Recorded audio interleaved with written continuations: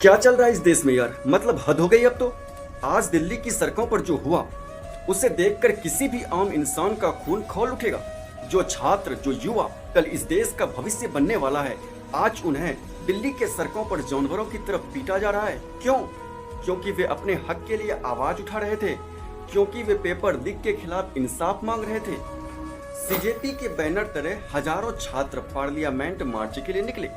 मांग क्या थी?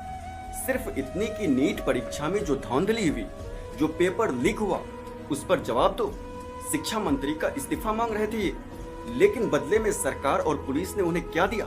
Barricades, water cannon, tear gases के गोले और अंधाधुंध लाठीचार्ज। जो कुछ तो कर रहा है ठीक नहीं कर रहा है।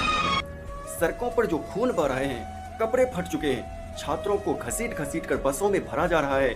अरे शर्म आनी चाहिए। तुम्हें शर्म है? कुछ शर्म आया है? जो पुलिस अपराधियों को पकड़ने में ढीली पड़ जाती है, वे निहत्थे छात्रों पर लाठी भोजने में इतनी फुर्सत कहां से लाती है? एक तरफ हमारे देश के बड़े बड़े नेता कहते हैं कि युवा इस देश की रीढ़ की हड्डी है, और दूसरी तरफ जब वही रीढ़ की हड्डी अपने हक के लिए खड़े होती है तो उसे लाठियों से तोड़ दिया जाता है। सोनम सर जैसे देशभक्त भूख हड़ताल पर बैठते हैं तो उसे उठा लिया जाता है। छात्र सड़क पर आते हैं तो उसे लहूलुहान कर दिया जाता है। क्या यही लोकतंत्र है? क्या इसी दिन के लिए युवाओं ने डिग्री हासिल की थी कि सड़क पर आकर वो जानवरों की तरह मार खाए? सच में बताऊं दोस्त, मैं भी एक स्टूडेंट हूँ।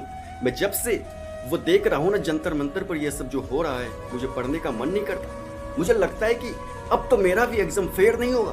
क्यों?